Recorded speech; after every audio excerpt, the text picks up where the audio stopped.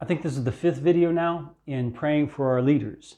And this is targeted towards Christian men who have stopped their sin, who are righteous, so that their prayers may be powerful and effective, according to the book of Jacob, aka James, chapter 5. We're going to read 2 different verses, one in Ephesians 6 and one in 2 Corinthians 10. We'll start with Ephesians 6, verse 12. For we do not wrestle against flesh and blood, but against principalities, against powers, against the rulers of the darkness of this age, against spiritual hosts of wickedness in the heavenly places.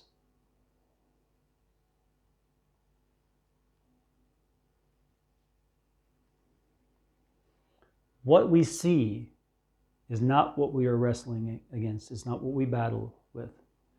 We're not battling with a Democrat that we see there who's a leftist.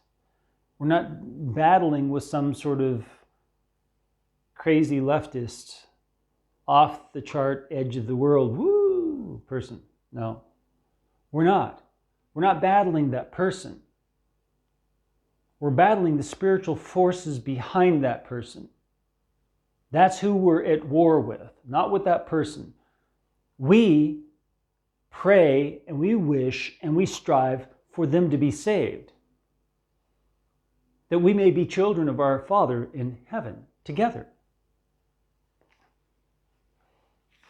2 Corinthians 10. For though we walk, verse 3, for though we walk in the flesh, we do not war according to the flesh. Just like I said over here, for we do not wrestle against flesh and blood. For though we walk in the flesh, we do not war according to the flesh. For the weapons of our warfare are not fleshly or carnal, but mighty in God for pulling down strongholds.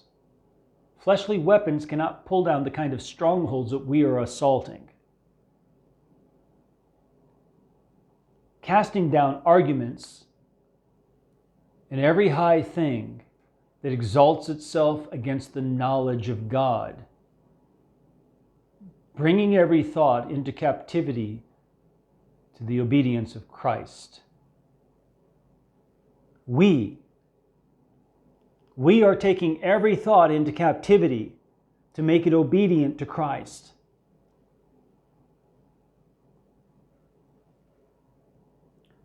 This is heavy and deep stuff. Like I said with Romans 13, I'm begging you to take these 2 in Ephesians 6:12.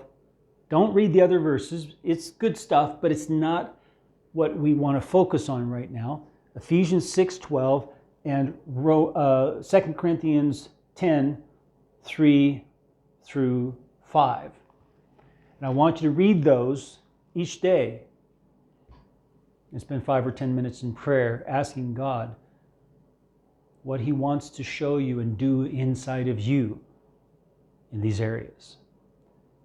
And keep doing these times of prayer that I'm asking you each week. Minimum 30 minutes of dedicated time just praying for our leaders. May the Lord bless you as you seek Him with all your heart.